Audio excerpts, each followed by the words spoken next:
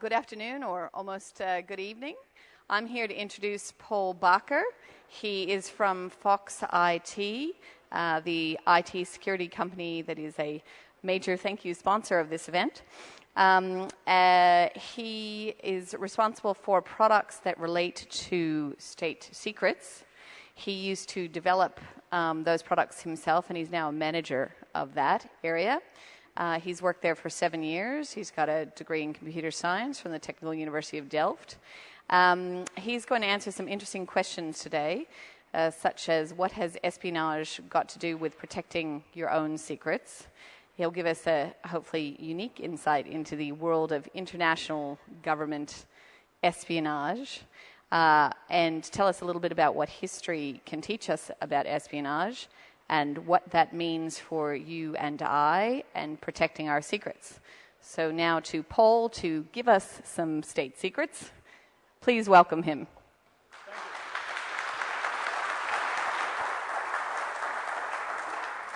Okay, thank you. Welcome. Does it work? Can anybody hear me? Perfect. Thank you. As already said, I'm going to talk about the world of espionage, the world of spying, the world of protecting secrets, and especially about what that means for you, because you all have your personal secrets probably, and you might learn something from how this may help you. But it's a rather shady world, so it's very hard to, well, give a concrete overview. So it's about protecting secrets at the highest level. And, well, as the title already states, I can already, well, give away, it's not about the cryptographic algorithms you use. But I'm getting ahead of myself, so first let's introduce myself. I'm Paul Bakker. I'm maintainer of one of the open source embedded SSL libraries called Polar SSL. And I work at Fox Crypto. Fox Crypto is a unit of Fox IT, and we mainly focus on a very specific target, namely protecting secrets, government secrets from other governments. So that's a really special world because it's very different from protecting secrets you normally have and from the normal attackers you have on the internet. And I'll show you later on why. So espionage is one of my daily involvements. Not doing it myself, but the world of espionage.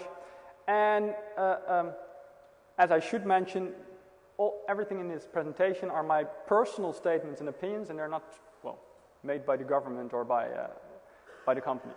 Later on, I'm giving the option for questions, but as you might imagine, there are a few questions which I won't answer, and then I will use the standard phrase, no comment.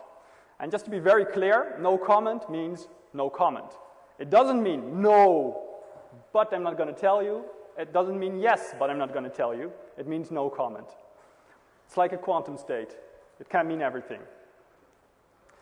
Okay, before I started this presentation and working on it, I did a small poll within a group of security experts, paranoid people, about what do you use for protecting your secrets?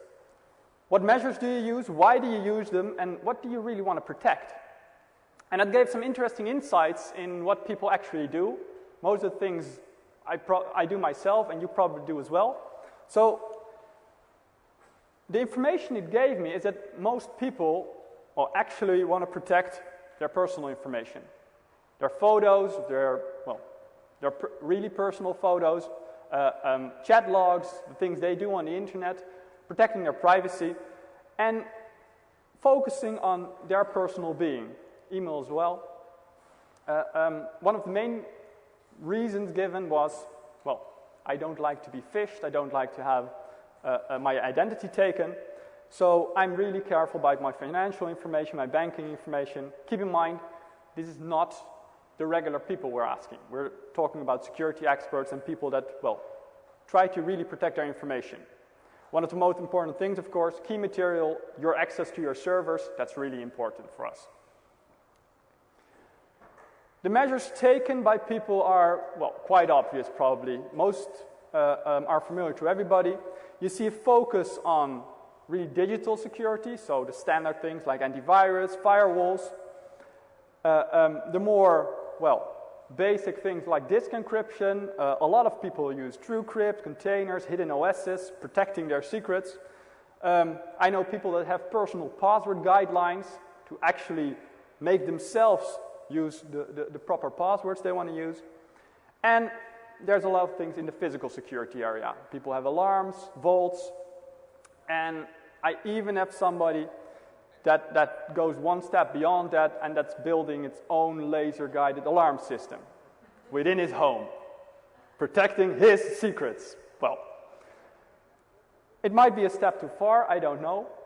At the bottom of most of the slides, I indicated tiny URLs for references on the internet that, well, relate to this information.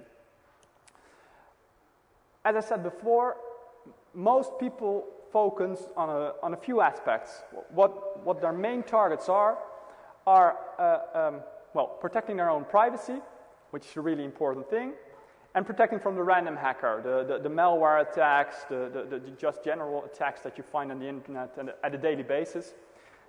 And an important part is preventing identity theft. Nobody wants to have their full identity on the internet and having somebody use it for their own purposes. But you see, it's really about mass protection. You're protecting about the mass attacks.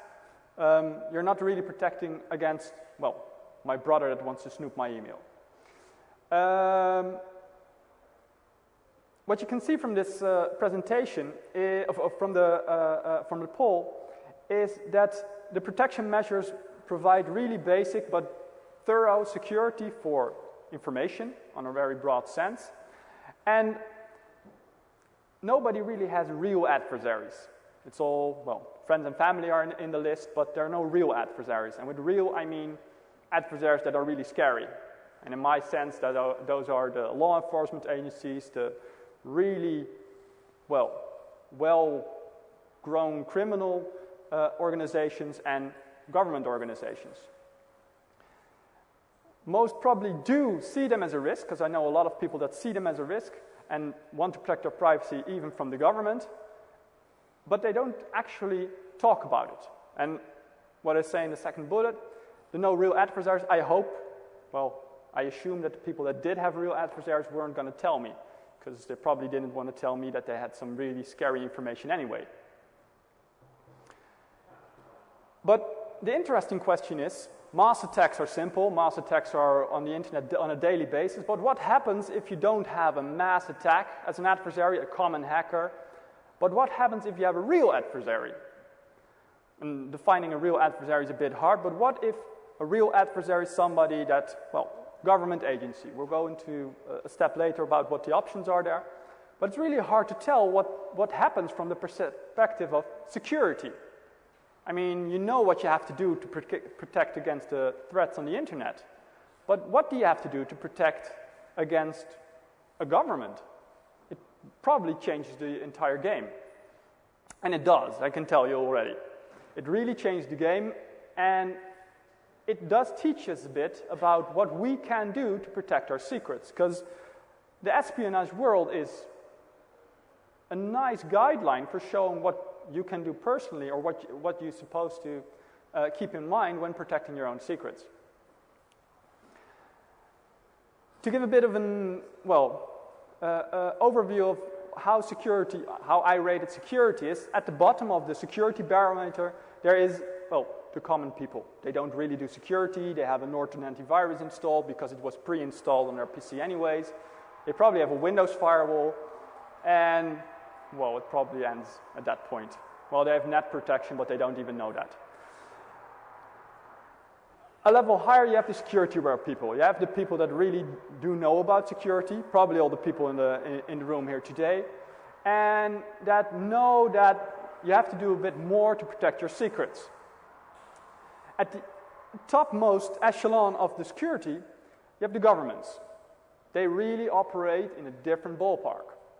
And, you can use that information, and probably we're interested in the part in between, because there's also a difference in the information you're trying to protect and the information a government is trying to protect. One of the main differences in the attacker's side is that governments are funded. They don't have just one person or a group of persons that are doing in their weekends creating a few tools, but they have really big budgets. Mostly non-disclosed budgets, so it doesn't really tell you how many people they can employ, but they do have huge budgets. And that has a reason, because the stakes for most governments are huge. They're not only talking about protecting their secrets, because secrets are part, but those secrets probably, when leaked, also give something away. On the one hand side, it can give away an enormous economic stimulus to your own economy. Well, there are some examples where Boeing won at the last minute an order from Airbus in Saudi Arabia just because, well, they got some extra information from the government. And that means that a large number of jobs and money and tax money is going to the US instead of France. That's a really good stimulus for the United States. On the other side, there are issues of national security. I mean, there's a lot of information that, well, is critical for your own, for your national security. Finding the bottle. And, well, you want to protect that. You don't want national security compromised. And in some cases, and that's not really in the Western world, but there's also threats to autonomy. The result can be that some country is invading you, taking over your country, and, well, making it their own. One of the main differences you see between government-level protection and attacks and on the normal level is the fact that mass attacks happen, well, in the normal world. Targeted attacks do happen, but are much smaller. And on the government level, you see that target attacks are much more common, but you won't see them. That's probably the reason why. One of the most recent examples that was visible was the GhostNet, where, well, presumably China, most presumably very likely China, invaded the network of the Dalai Lama very specifically because, well, they are a terrorist threat to China in their eyes. But you might ask me, but aren't we all friends? We have NATO, we have the United Nations, we have the European Union, and we promise to be nice to each other, we promise to, well, protect each other, and that's true, but most of those bonds are only on a military level. They are not meant for on the economy scale. They're not on the economic level. Even the EU, although we open up the borders, all the parties within the EU, well, not all, probably like to get the taxes in their own government because there's no central government. And you can see that in the different laws and regulations that are in effect worldwide.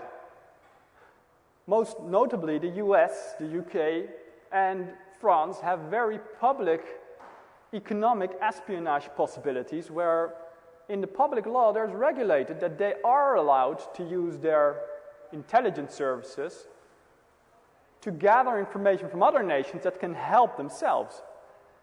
So they're allowed to, well, in this case, spy on Airbus to help Boeing, or the other way around.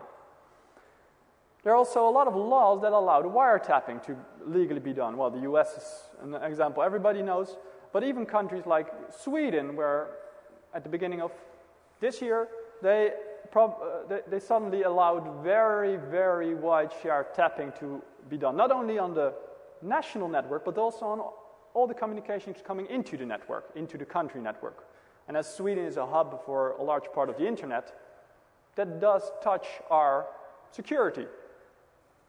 And in addition, there are some, well, very big, broad arrangements. In 1996, all major Western countries came together and sat around and said, well, we all know we have to protect secrets, that's good, but we also know that some countries are third-rate countries and we don't really want them to be able to protect their secrets because that might threaten our national security. So we're going to limit exporting of very hard-to-break products to those countries, And, well, maybe that can help us in the future. The Wassenaar arrangement is still in effect.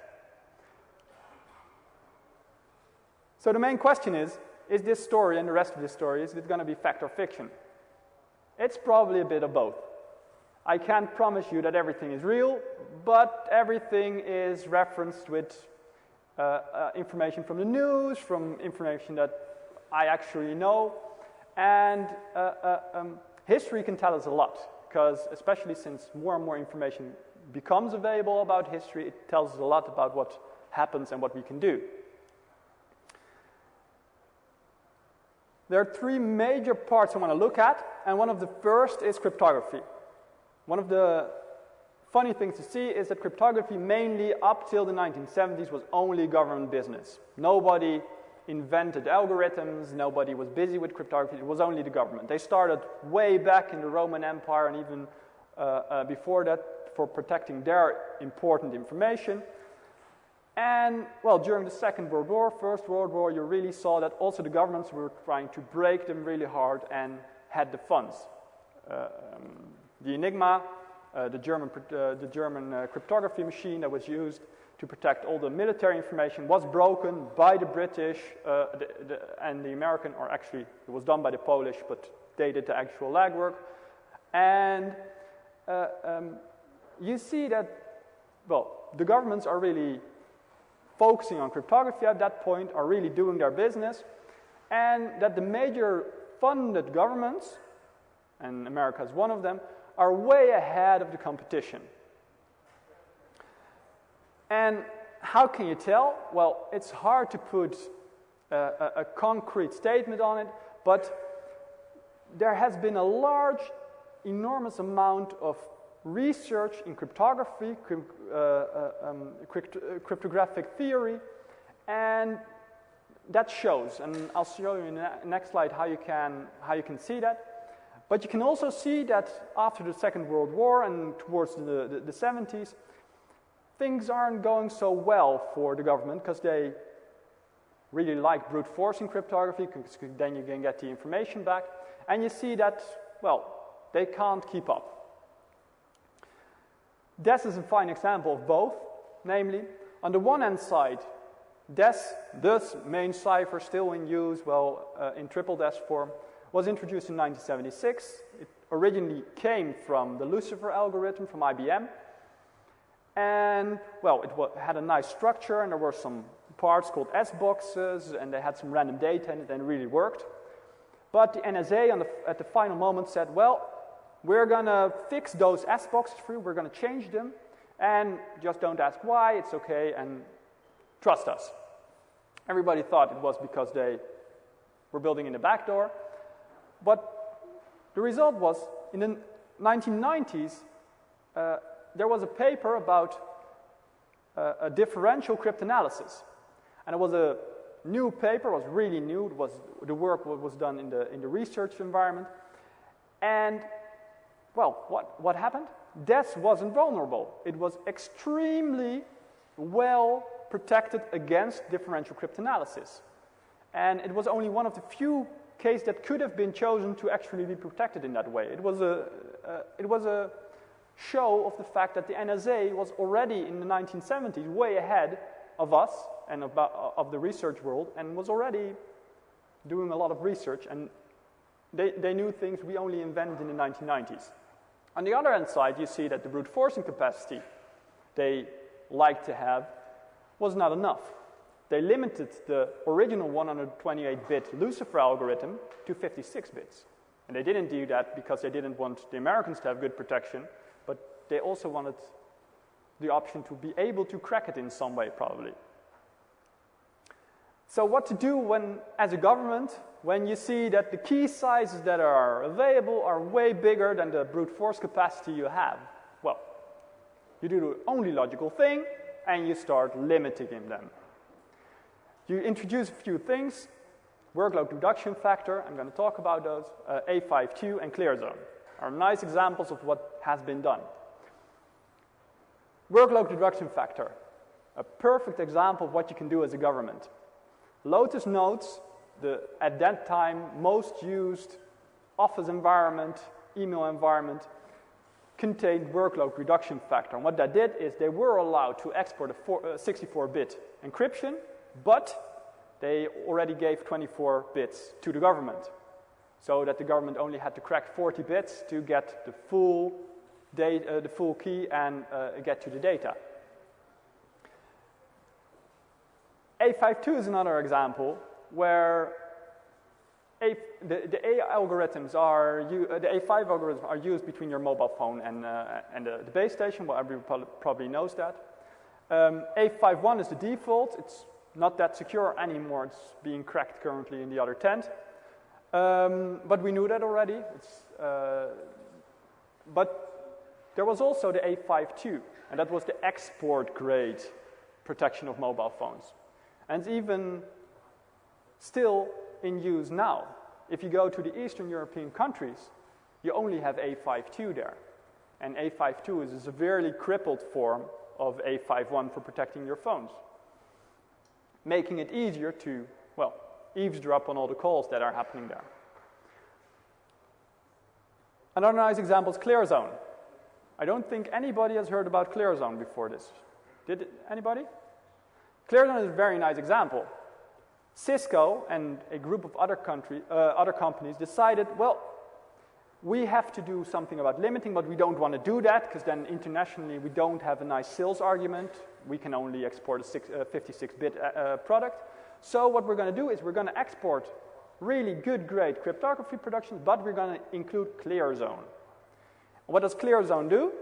It doesn't, well, reduce the cryptography, but if you have the right information, a law enforcement agency has that, for instance, you can, before the data gets encrypted, you can get a stream out of it. You can get a loopback interface, and you can get all the data just before it gets encrypted. And that was a really big, well, conglomerate, including Microsoft and the then Netscape and Sun. And this statement and the information about ClearZone is still available on Cisco's site now. And, well, although the export laws have really loosened up in the past years, nobody can tell if it's actually in there or not. There's no more information about that.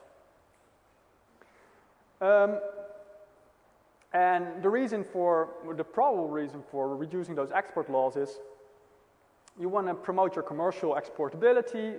You don't want to just be able to deliver degraded products, and the theoretical security of algorithms is already too high.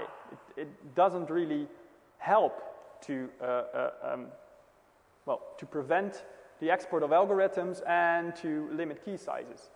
One of the nice examples of why it doesn't work to to limit exportation of security algorithms is the PGP and RSA part, where somebody wrote a book containing the entire algorithm, because you could export a book containing an algorithm and somebody else just typed it in already, and, well, you suddenly have an exported version of the algorithm. So cryptography is not helping anymore, at least not from an intelligence side of view. But there are lots of other, well, ways to go. Emissions is the second largest source of information. And the government started already really early. In 1954, during the Cold War, the Russians and the Soviets were really busy with each other. And suddenly, the Americans noticed that the Soviets had, well, gotten a new procedure that all communications equipment had to be very, very shielded for interfering with other products. But they only did that for their communications equipment. They didn't do anything with their imported machinery, their cars, anything. It was only for communication equipment and teletypewriters that contained secrets. And the NSA was, why? Well, we don't know. And they didn't really do anything about it, and they didn't really get it at that moment. And then suddenly, 10 years later, they found 40 hidden microphones in their embassy in Moscow. It was built into the walls. And they found the 40 microphones, and they found tiny, tiny other devices with microphones attached that they didn't really understand. And above their communications area, They had a specific area where their communication equipment was. There was some kind of large metal mesh specifically made into the concrete of the ceiling. So there was a strange mesh there, and there was a wire leading out that went to the outer wall. Nobody really understood. And then they started investigating, and they already knew something about this field. And they made a really nice paper about it, and they just recently released it. And as you can see, a lot of information is not yet public, but they really made a really nice paper about it. And the field is, well, now known as Tempest. And Tempest is not an abbreviation, at least nobody has an official abbreviation for it, but the one I like most is tiny electromagnetic particles that emit secrets. And you see that although the government was already busy with protecting secrets from radiation in 1954, when the Soviets were busy with that, but the only first public reference is from 30 years later when Wim van Eck, a Dutch guy, working at the telecom operator at that time, published a paper about using electromagnetic information to view monitors through a wall. That was a really new thing at that time in the public world, but governments were doing it way earlier. And from that time on, there isn't much show of new research in that area. There's not much new things going on. And then suddenly in the last 10 years, you see the public in the research in the universities doing, well, something in that area as well.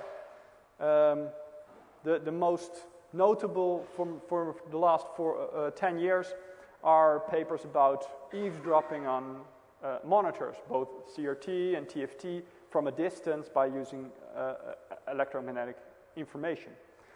But also a different kind of Tempest, namely listening to a keyboard using microphones from a distance, and then as every tone has a different, every key has a different tone when you listen from it from a distance, you can use that sound information, it's also radiation, to gather the information about what somebody's typing. And then just recently, 2 weeks ago I think, it was published in Black Hat, using lasers shown at the back of a screen to gather the emissions of the keyboard and to read out the information somebody's typing, or using a power socket 15 meters away where the same is achieved. And what you see here is that researchers in the last 10 years have published things that they think are really, really cool. But the government knew that already way back 50 years before, when they were already busy snooping in embassies and in other environments probably to get information from teletypewriters. Because what was the thing in the ceiling? It was just a big antenna. And using big antennas can give you a lot of radiation from the equipment that's standing beneath it. So, as I already stated, you see there's a large gap between what happens in the research world and what happens in the government level.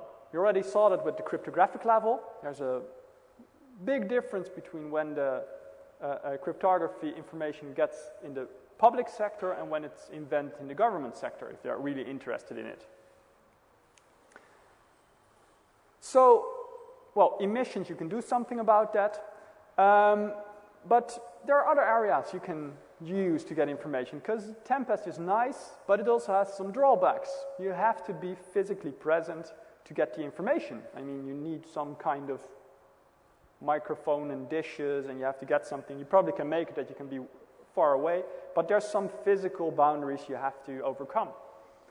And we already established that brute force in cryptography is useless, and maximizing key length is not useful either. So it's far easier to focus on backdoors. The main example would be Crypto AG. Crypto AG is a Swiss company. It's a major developer and distributor of cryptographic equipment for government-grade security. And suddenly in 1992, one of their salespersons Mr. Böhler, was in Iran, captured, and interrogated for 9 months. Every day for 5 hours he was interrogated. And suddenly it became, public that the NSA was already involved from the 50s after the Second World War in the production and design of their cryptographic equipment, and that the NSA had a major hand in telling how things would be combined. There's a very nice book about it, and it all stems from a secret alliance that was made between NATO and Swiss just after the Second World War, where they said, well, in peacetime you're neutral, but if there's a war, just side with NATO. And Switzerland agreed. So, similar to a statement earlier, Mr. Hagelin is the director of Cryptology, and one of the engineers once asked him, why do we do this? Why do we let somebody, degrade our products? Because, Mr. Hagelin said, we as Western countries should have government-grade security, we should have good security, but it's very hard to let it give to third world countries. Okay, time is getting short, so I'm going a bit faster through these slides. In addition, there was a Greek tapping scandal 4 years ago, where a backdoor was installed in the telephone switch of the Vodafone provider. The system there was provided by Ericsson, and they had some kind of legal interception interface, and it wasn't enabled because you have to pay $2 million to enable it. And there was some software installed that enabled it, and secretly enabled it, and rerouted some traffic to a few payphones that were only operated near the American embassy. Nobody knows for sure, but everybody thinks that the Americans have actually used that information. There was a recent incident in the UAE, and where even the Americans say they can read everything about BlackBerries. But what I want to do is skip a bit ahead, and does that mean we can't trust anything anymore? No. Luckily, that's not the case, but it does require some extra things. You do need defense in depth. You do need real protection on multiple levels, and not just looking at physical things, but also procedural things, environment things, and transport. So what happens in the government level, and that's what we are doing for protecting our secrets, and what we are making in special products, is separating secret and non-secret information. On the one hand side, you have secret information, but you don't want it mixed with other information. That's why you use separation at a physical level and separation at an electronic level as much as possible to prevent leakage of that information. To prevent those antenna effects, you can shield the equipment and prevent that any information is leaked via radiation or whatever.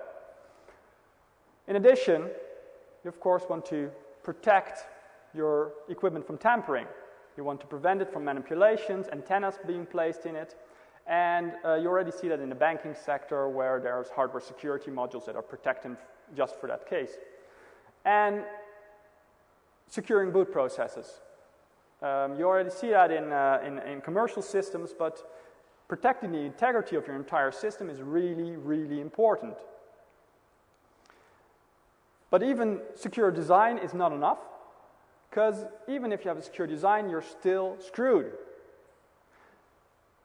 Because you need to trust the person that develops it.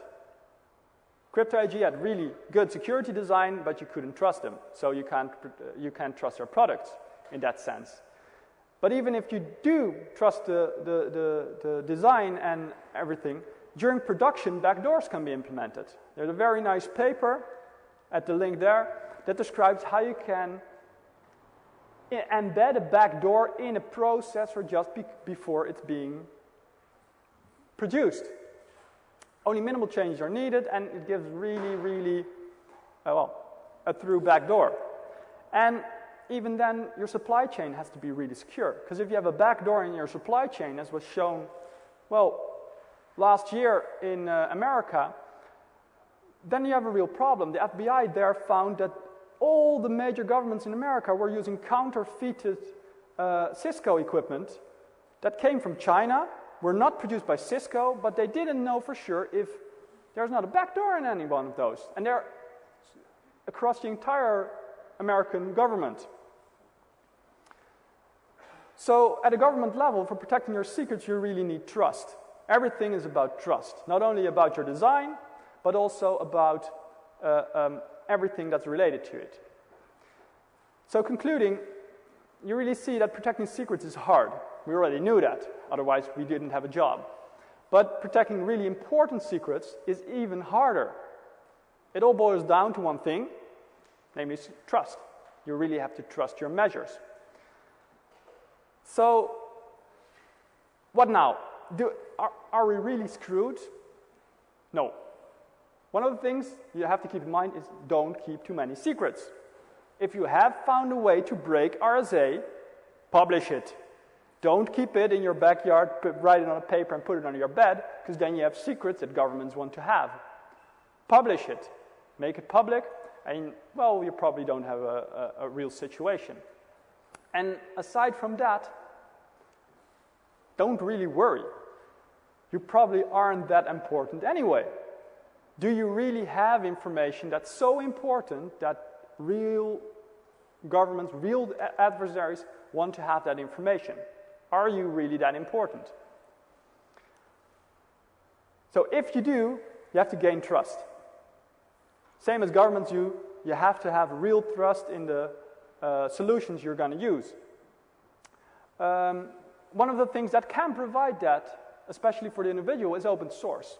On the one hand side, you have a large community checking it already, checking it for backdoors, possibilities, and, well, it can provide just the right measure of trust for protecting your secrets. On a software base, that's really easy, but on a hardware base, that's already a lot harder, because there are not that many open hardware initiatives. There are some things, there are some chip designs, but it's not a motherboard yet. It's not a complete system yet. And if you do have something, be aware of the risks you're running. Be aware of what can go wrong, what can't go wrong, what you have protected. And one of the important things is you have to protect your assets that protect your secrets from manipulation. Because one of the things you've seen is if there's manipulation in your device and antennas are added or whatever, you might have a real security leak. And, well, before we go to the questions that you can ask me, I just have one question to you. Is your laptop currently unattended in your tent? I hope not. Okay, that concludes my talk.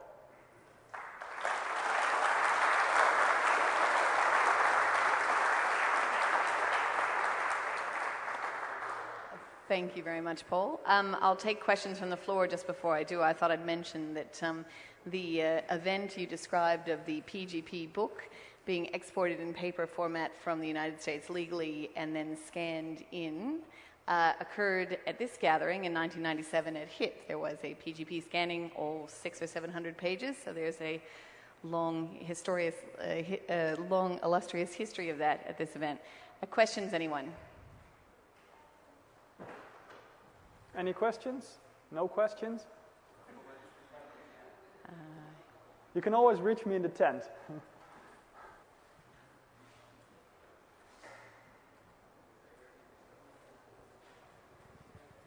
Maybe not a question, but if you want to have your PGP key signed, join us in the birthday tent from 6 to 8.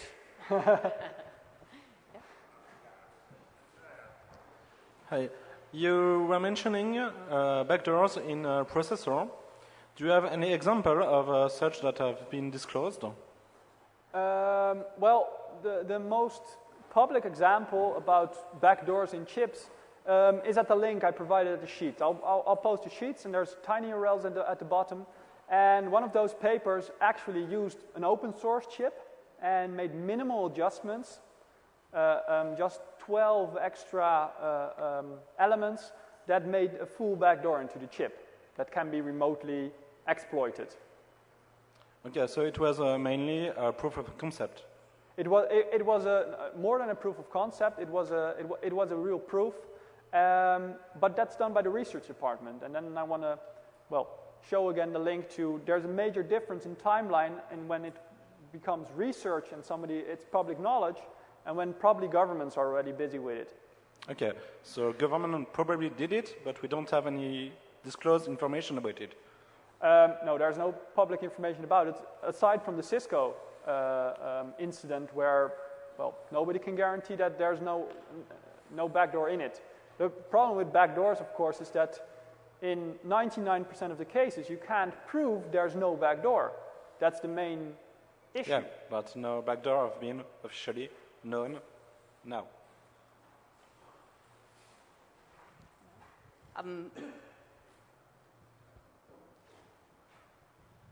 So how could we protect ourselves against these backdoors? Would it help to have, for instance, a layer of indirection in our code, like a bytecode like Java? Would that shield us from the triggers that open the backdoors? Well, the main thing is you have to trust all the elements that are in the chain. And even if your bytecode is secure, if you can't guarantee that your bytecode engine interpreter is secure, you still have a problem. So it all... Yeah, but still, if you have that secure, is your radiation side secure? Can not anybody sit at the outside of your house tapping your electrical lines and just reading everything you're doing from the electrical lines? Is there any third world country that realizes the problem and tries to make their own communicating equipment instead of just buying it from the first world country? Sorry, can you repeat that?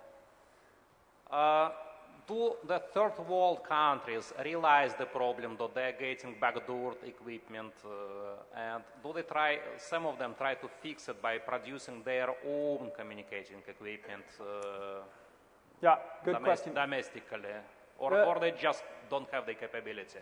The question is if the third world countries, and third world is a general term here, realize the fact that these things are sometimes intentionally broken and can't do anything about it by producing it themselves. And of course the answer is yes. Only the main reason why most don't is it's very, very, very expensive. It's not that easy to do really good security because it's more than just building good security. It's a lot of physical things as well and production. And, there are not that many countries that are able to produce their own chips, for instance. Any other questions? I had a quick question for you. Given that this is a peaceful country, as you mentioned, in a friendly environment, and a personal assessment from you, what percentage do you think the risk that, say, this country faces is an economic-based espionage risk versus an other risk? Well, I think most espionage, if you look at a government level, is on the technological and economic side. We are one of the technologically advanced countries in the world, and we have a lot of information that, will help other countries. In addition, there's a lot of economic information. We have a lot of big companies, Shell, for instance, which generates, aside from a lot of taxes for us, but oil companies in other countries really like to have the information Shell has. So, it's hard to give a percentage because there's no public information about it. You think the vast majority of it is probably economically based? Most is economically and technologically based, indeed. Okay. Anyone else?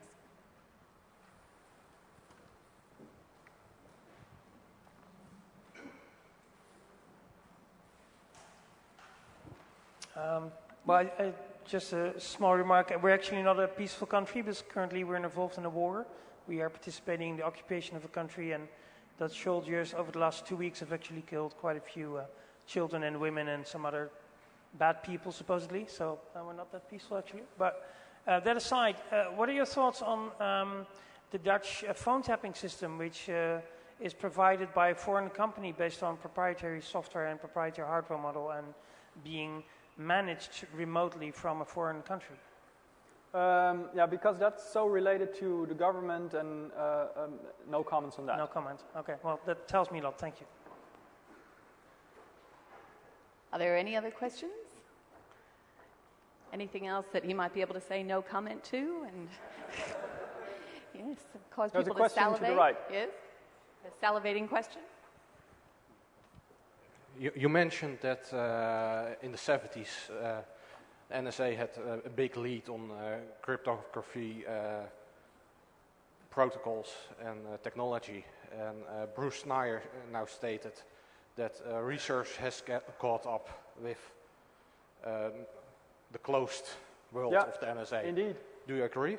Yeah, I do. That's the main reason why I say that they might be ahead in some theoretical aspects, but well, it's not their main target of expertise anymore for really focusing on new technology, say for really protecting their own information, but not for breaking it anymore where they used to be focusing on, because that's just too hard. Theoretical security of cryptographic algorithms is really, really high.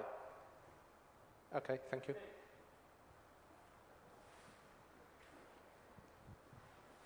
Anyone else? So do you remember the movie Sneakers from 15 years ago? Yeah.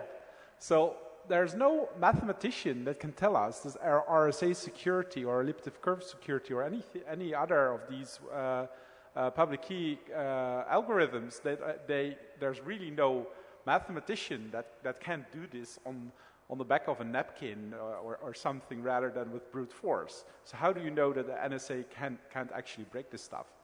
You don't.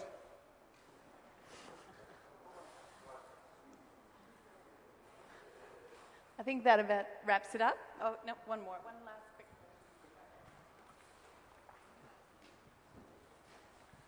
quick. That might even be worse because 8 years ago when the Rheindahl algorithm was I think we were in Enschede then at Hackers at Large, was discussed. It was actually said that part of the algorithm was theoretically unknown, so there might be shortcuts within generation of the keys.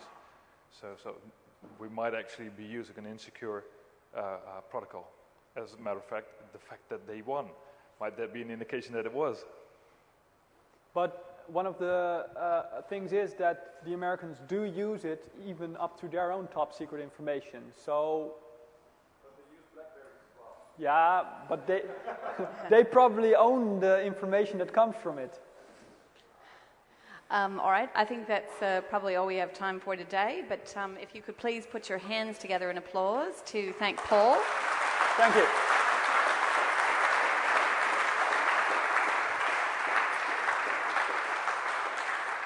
And I think there's a dinner break now.